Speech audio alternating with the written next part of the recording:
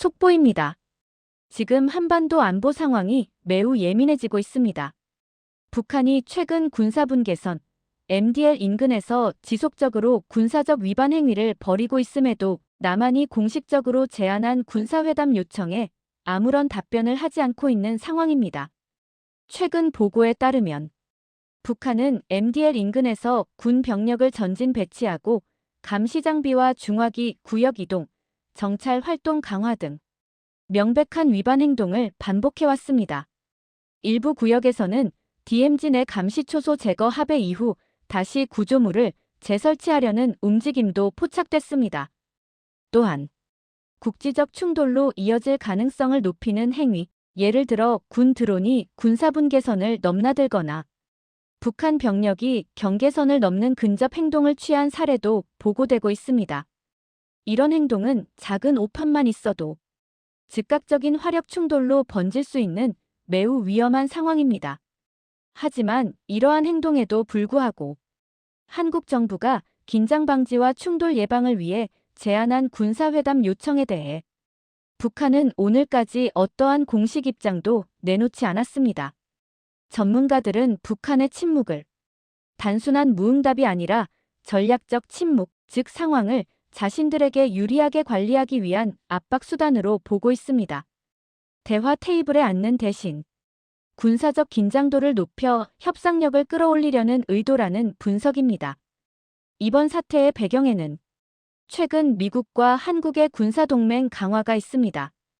핵 추진 잠수함 확보 계획, 항공모함 전개, 확장 억제 강화 발표가 이어지면서 북한은 이를 체제 위협으로 인식하고 가능한 모든 수단으로 압박을 높이려는 것으로 보입니다. 향후 전망은 어떨까요? 첫째, 북한이 군사적 도발 수위를 조금씩 높여가며 대응 강도를 조절할 가능성이 큽니다. 작은 시험 발사, 서해동의 해상훈련, DMZ 근접 행동 같은 저강도 도발이 이어질 수 있습니다. 둘째, 작은 충돌이 큰 사태로 번질 수 있다는 점입니다. 전문가들은 서해 NLL 지역의 해상 충돌, DMZ 총격 교환, 정찰기 접근 행동 등이 실제로 발생할 확률이 높다고 경고하고 있습니다. 셋째, 이 문제가 한국만의 문제가 아니라는 점입니다. 중국, 일본, 러시아까지 군사적 대응 속도를 높이고 있어 한반도는 지금 강대국의 이해관계가 가장 큰 폭으로 충돌하는 지역이 되고 있습니다. 한국과 국제사회에 미칠 영향도 큽니다. 경제시장 변동성 확대, 환율 급등, 주식시장 불안, 원자재 가격 반응 가능성이 있습니다.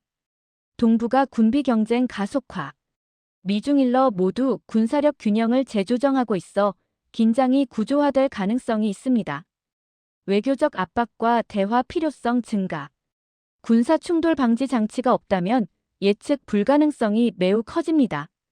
결론입니다. 지금 한반도는 작은 실수 한 번이 전면 충돌로 이어질 수 있는 가장 위험한 순간입니다. 북한의 MDL 위반 행동은 단순한 도발이 아니라 협상과 압박을 동시에 겨냥한 계산된 행동으로 보입니다. 지금 필요한 것은 냉정한 관리와 신속한 외교적 대응입니다. 이상 속보였습니다. 계속해서 상황을 전해드리겠습니다.